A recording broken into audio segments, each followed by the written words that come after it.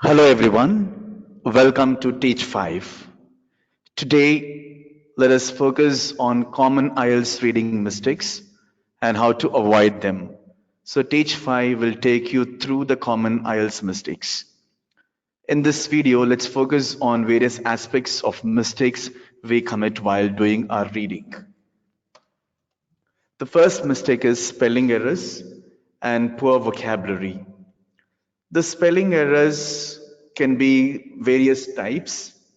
Okay, so now we take for granted that the spellings that we know are correct. But when we look into the reading passage, the spellings are different. Okay, write the spellings exactly according to the reading passage. Do not write your own spellings. Poor vocabulary. So poor vocabulary means what? So you just understand the word in a different manner. That is called the poor vocabulary. So let's understand this slide in a more elaboratively. When completing the written portion of the IELTS exam, it's important to review your spelling. The most common IELTS mistakes include spelling, and it's one of the easiest ones to avoid by simply reviewing. So we almost simple mistakes we make and then we take it for granted that this particular error is correct. If you are unsure of the correct spelling of a word, avoid using it. Instead, find its synonym. It's vital to remember many words in the English language are spelled similarly but mean different things. Right? So the common words, some of the words may seem similar, but the meaning is different. Okay, so we'll have to take care of that. You can build your vocabulary by reading more and writing down the words you are reading. So whenever you read the newspapers, take down the newspapers, read the newspapers, collect those words, write down, and then try to learn its meaning and its spelling. This will ultimately help with your spelling too. You must have a good vocabulary to succeed in the English language. Without it, you will face many challenges, whether it's reading signs, speaking to others, or listening. Okay, so now the spellings are exactly there in the passage.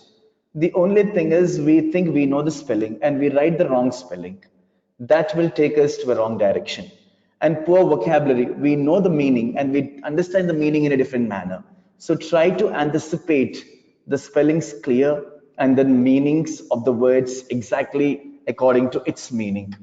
So let's look into the second, time management, which is very important. Okay, so in the time management, we know most of the trainers say that scanning and skimming, or some of them say that reading the questions, or some of them say that they're reading the instructions. Okay, the most important thing when you do read comprehension, scanning and skimming is the most important thing. You need to be a fast reader. It's not that just read. Okay, let's understand what exactly the time management means. This is one of the most common IELTS mistakes made by test takers. It can be tough to complete the test within a certain time span and so. Time management skills are crucial when taking the IELTS exam. You don't want to spend a lot of time answering one question and then get little time on the next. It's important to know exactly how much time is needed on each question. This way, you can answer each question fully to the best of your abilities. You might even consider a strategy, for example, answering the short questions that involve less brainstorming first. Time is of the essence. So now whenever you go, so there are different types of questions in reading. So the reading, finding information, fill in the blanks, gap filling, flowchart, true, false, not given, subheadings, right? So now we need to attempt this passage and attempt the question type which is easier to us first. So when you attempt the question type which is easier to you first, you get a brief analysis of what the passage is. When you're attempting a next question type, for example, subheadings, you may not have a great struggle to read the passage. So that's how we need to tackle the question type which is easier and then move on, and then you can save the time. Exactly, you can finish the time within 60 minutes. Let's go to the next mistakes that we do. Mispronunciation. Okay, so mispronunciation means what? So here the reading comprehension does not have mispronunciation. Mispronunciation, we always mispronounce the words and think. Mispronunciation will always take us to a wrong direction of understanding the meaning. pronounce the word exactly what it is written in the passage. IELTS test makers are aware you are an international student. Of course, this is a test of English proficiency. With this being said, your accent will not cause you to lose any points. However, the way you pronounce English words will. You must ensure you are saying each word fully and clearly. For instance, if you are pronouncing the word probably, you shouldn't say probably, as that's incorrect. The best way to tackle this is to practice, practice, practice. You might even consider practicing with the native English speakers. So mispronunciation is not only help us with the communication, and then in the reading comprehension, mispronunciation also will lead us to a wrong direction of understanding the passage in a different manner. This is a third mistake that we tackle. And then to tackle this problem is to practice phonetics, right? Okay, so the fourth error, blank answers. Okay, so we may not know what is the exact answer for that particular blank. So we leave out that particular blank. It's not that we don't have any negative marking. We don't have any negative marking in that. Okay, so blank answers has to be answered clearly because they are the ones which are most easier. Here is a quick tip. Don't leave any of the question blanks. This is incredibly important. If you're unsure of the answer, it's better to write something as opposed to nothing because we don't have negative marking in this. So write the answer. Blank answers are the easiest ones. Please don't leave those ones. There's a higher chance of you getting part marks even if you make a guess. You won't lose out on anything by simply trying. Who knows, you guess may even end up being correct. Okay, so sometimes the answer may be incorrect. You think it is incorrect, but according to the examiner's point of view, the answer may be correct. So please do not leave any blank answers empty. Fill all the answers so that you get at least some marks, even though you think it is incorrect. Let's go to the next error. What is the fifth error? Lack of transition. So what is the meaning of transition? Transition words are very much important in IELTS examination. Transition words means it's like there are different types of transition words. Transitional words are the linkers of the sentences. For example, even though, although, instead of, on the other hand. So we need to understand the different types of transitions. First thing is stages of talk. So what is stages of talk? What transitional words for the stages of talk? Firstly, secondly, thirdly. Examples, what are the transitional words? For instance, such as, for example, right? And then what are the transitional words for contradictions? Even though, although, in spite of, on the other hand. So what are the transitional words for as a result, end results, outcome, solution, right? What are the transitional words for adding information in addition to? What are the transitional words for extenders, so, since, hence? Because in the reading comprehension, they are the signposts. Now, for example, the question is asked, what are the two examples of bacteria that are no longer killed by modern antibiotic drugs?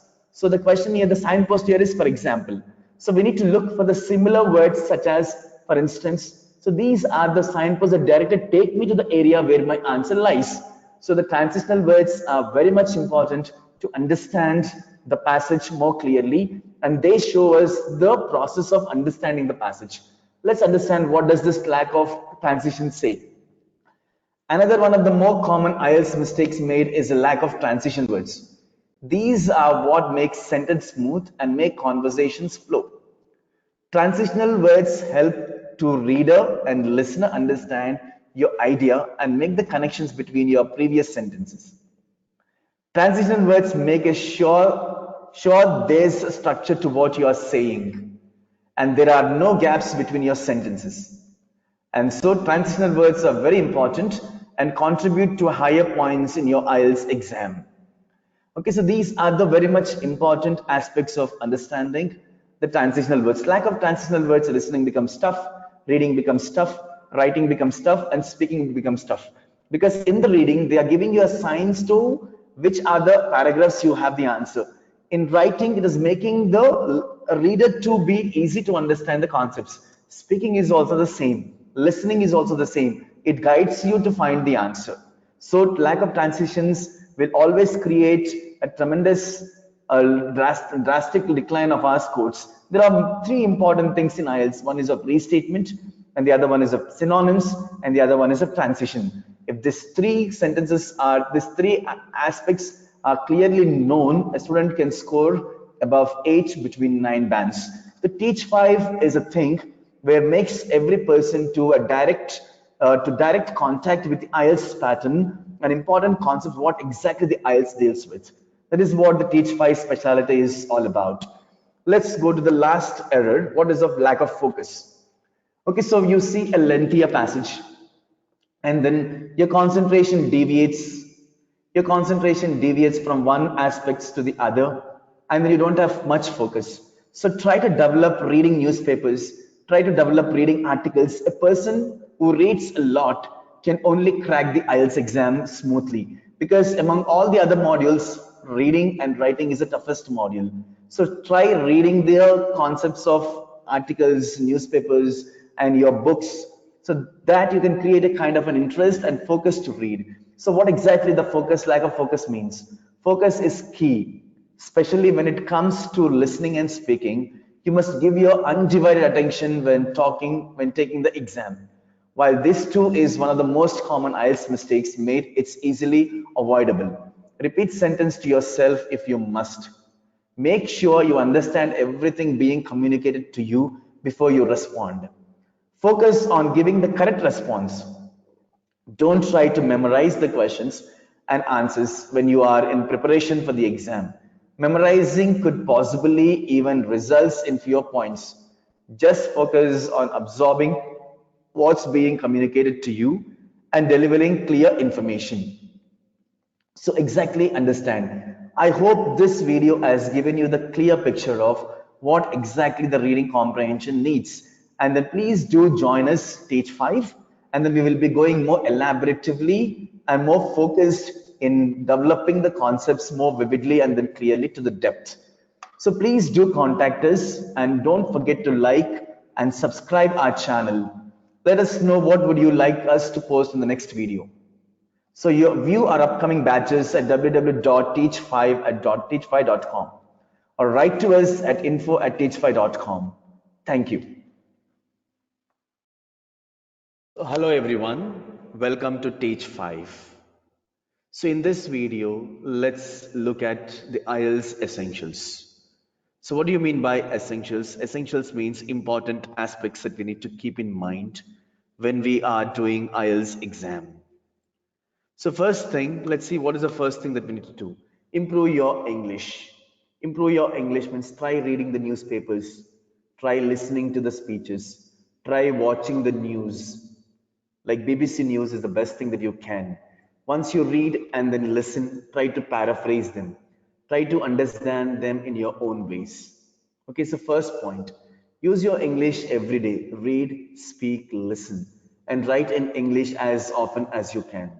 This is a proven way to improve your English and therefore your IELTS score.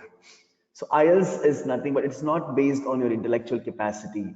It is based on your English language, how you understand things. Okay, so have a kind of a group discussions with lots of people, with your friends and family in developing the English language. So that's, I told you, listen to YouTube speeches of great people like Shiv Kera and then other great speakers. Okay, so and then listen to BBC News and listen to and read the lot of articles so that you can develop your English language. Listen to English language radio, television, and film. Try to listen to a variety of English accent, including American, Australian, British, Canadian, and then New Zealand. And New Zealand. So now in this video, so we are just explaining how to develop our English language. So when you come to IELTS listening, it's not that we have only American accent or British accent. It is everyone who speaks. A Chinese also may speak, an Indian also may speak. So get used to the different types of accent and different types of people's accent so that you can do your listening more vividly and then clearly. Read English publications wherever possible. Write letters, emails, or notes in English to practice your written skills. So keep writing SMS or emails to your friends and then write complaints to the officials so that you can develop your English language. And second thing is understand the test format and rules. So test format and rules. It's a Teach5 is a very professional institute where they bring out the essence of what is IELTS is all about. The first and foremost is understand the format of the test, what is listening is, what is reading is, and what is writing is, and what is speaking is, and how what are the rules. If I'm doing the listening, what are the strategies that I need to find out? If I'm doing reading, what are the strategies? If I'm writing, we need to know how an evaluator evaluates our test, evaluation criteria, and speaking evaluation criteria, how to start and how to end, what has to be written in the introduction paragraph, what not. So it will clearly explain the entire thing. Training, the listening and the speaking components are the same for both tests, but the reading and writing components are different. So listening and speaking is same for the general, and reading and writing is different for the academic and general. Read the information for candidates booklet, which provides essential information about how to respond correctly to each part of the test. So when you go for the test, you will be given a kind of a booklet. So you have all the instructions in that, whether you need to write with a pencil or you need to write with a pen. So listening and reading definitely has to be written with a pencil, not the pen. If you write with the pen, you will be getting 0 for it, right? So, and then follow the instructions carefully, what is written in the booklet. So accordingly, you can write the answers. You can also collect a copy of this form to your test center. Read the notice to candidates. So you can also get the instructions at the candidate's place itself.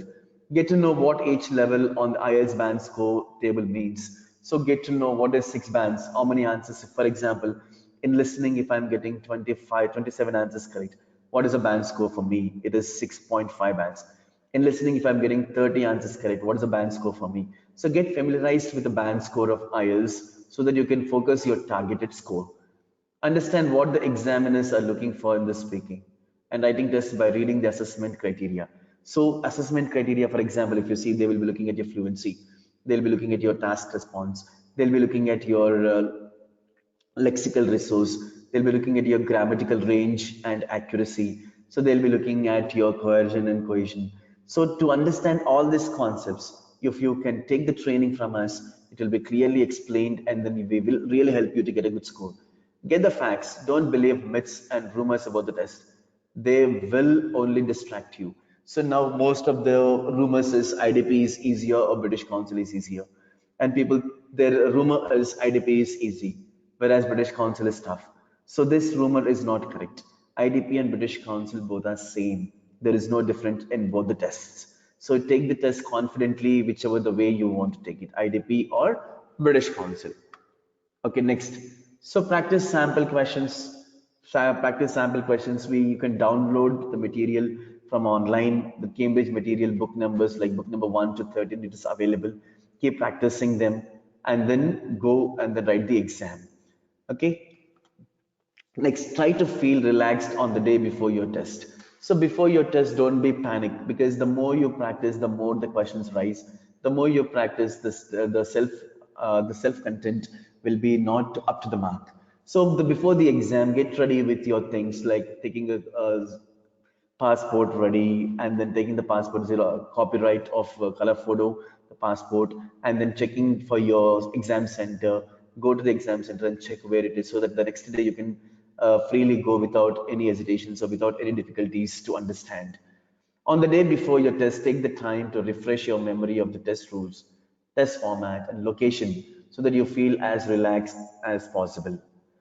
Read the information for candidates booklet again. This contains essential information to help you to do your best. Okay, so test taking tips in listening. So if you take briefly, let's discuss on what is that listening. At the beginning of each section, you will be given 30 minutes, 30 seconds. What has to be done when it is given 30 seconds? Just go through the questions and understand how to anticipate the answer. Before the recording starts, they will have you to follow the recording and identify the answer. Listen carefully for clues as to which stage of the recording are you listening to. Example words such as firstly, my next point to sum up. So that means the transitional words are very important. There are different types of transitional words. The transitional words are firstly, secondly, thirdly, finally, at the end. And then second transitional words are like contrasting words, but even though all the focus on those sign words so that you get an accurate answer. These words will help you to identify which question you have reached. The next one is reading. So reading is a kind of a thing that you can help you to improve your scanning and skimming. Try to read the questions meaningfully. Try to understand the clue words, and then try to paraphrase the sentence. To improve your performance in the reading test, you need to practice reading a variety of English tests. This will help you develop the ability to read quickly as is required under test conditions. The test includes in the reading test always contains the information you need to answer the question. So you won't have to use your own knowledge of a topic. That means all the answers that you want to find are there in the passage. So you don't have to look for anything else. Writing, be careful to use your own words because examiners will not include words copied from the question in the word count. So whatever the questions you have been copying, there are some, for example, you have written the word see 3-4 times. I think the examiners will not be counting those words. Try to use lots of synonyms: see, look, view, perceive, and witness. Make your position or point of view as clear as possible in your essay for academic writing task 2. The last paragraph should be a conclusion, which consists with the arguments you have included in your essay. So we'll explain you how to write the introduction paragraph. Introduction paragraph have to have the main topic and the thesis statement. And then the body paragraph, reason 1, reason 2, the 90% and the 10%, and what has to be done with the conclusion. So we'll be explaining you elaboratively when we come and join our sessions that are regularly happening from early morning to late nights. So you can choose any batch and then be with us as a part to get a good score. Speaking. So speaking, there are 3 parts. So speaking also we need to understand what is the level of speaking test the examiners. In the lead up to the speaking test, make sure you take the time to practice speaking English with friends at work and on the phone. You should also consider recording yourself so that you are confident speaking English during your test. So when you are speaking and then recording, you know the sentence structure that you made a mistake, grammar that you made a mistake, and then fillers. There are no right and wrong answers in the speaking test. The examiner will assess you on how well you can express your ideas and opinions in good English. Okay, so I've given you the essentials. This video we have discussed the essentials. So if you want to go deeper into our essentials, please do join us. Don't forget to like and subscribe to our channel. Let us know what would you like us to post in the next video. View our upcoming batches at www.teach5.com or write to us at info@teach5. Thank you and have a nice day. See you. In this video, let's discuss IELTS speaking and what are the common mistakes. So 10 common mistakes to avoid. Okay, so this will help us to get a good score in our IELTS speaking. So what are those mistakes to avoid? First one is silence. So whenever the question is asked, do not give a long pause. Give a short pause. If you give a long pause, the examiner will think that you are not able to speak on that particular question and he will go on to the next. So different cultures have different attitudes to silence. But for English speakers, the attitude is one of near zero tolerance. It's fine to hesitate for a few seconds before speaking or between ideas, but silences of longer than 5 seconds will go down badly. Happily, there is a solution to this problem, and that's to learn some fillers expressions such as "that's a tough question" and "let me." So, if instead of giving the short answer, instead of giving silence when the question is asked, you can say that this question seems to be a bit complicated, or this question sounds to be not that closer understanding for me. I think I can understand this in a better form. So start with the fillers so that you are not giving the silence immediately. Once you are explaining this sort of a words, then you can think of what to speak next. So avoid silence of a longer pause so you will be asked to go to the next question, right? And the second mistakes to avoid is memorized answers. So the examiners are well trained. They can easily understand whether you have learned the answers or whether it is a spontaneous. So give a sign of spontaneity, not the memorized questions. If the examiner feels that you have memorized the question, he can ask his own questions to extend the time. The actual time is 11 to 14 minutes. You can take 10 minutes extra or 20 minutes extra to get the spontaneity from your side. See that you don't memorize the questions. Speak spontaneously. The examiner is very likely to notice if you try to recite an answer from memory, and there is a penalty for this. The telltale signs of a memorized answer include speaking in a written style of English, unnatural intonation, and the candidates attempting to rephrase the question to the one they want to answer. Any questions you try to memorize answers to are very unlikely to be asked. So it is much more effective to practice speaking about a wide range of topics before you take the test. So to see that you don't memorize the answer, give a tone of spontaneity rather than memorized or learned. So do not speak as if you have learned something. Second, overuse of transitional signs, signals. What are transitional signals? So we keep on using on the other hand, firstly, secondly, even though in addition to, because most of the people say that the more the transitional words you use, the more the score. Use the transitional words in appropriate places as limited as possible so that it makes a connection. It does not deviate from the topic. It's helpful to use a fewer signposting words, like firstly, for example, on the other hand. But if you overload your speech with this, you could actually damage your score. Sounding naturally, not like a signposting robot, should be your goal in IELTS speaking. There are also many words characteristics of formal writing, such as furthermore, moreover, and in addition, that are hardly ever used in speech and could actually make you sound less natural if you say them. So, moreover, further, in addition to, they are mostly used in writing and speaking. The words are used like firstly, secondly, for example, instance, on the other hand, but because these are the words mostly used in speaking. So, try to use less transition words, see, and then try to use the transitional words appropriately. Do not use inappropriate, so where you lose your marks. So get aware of this transition signals.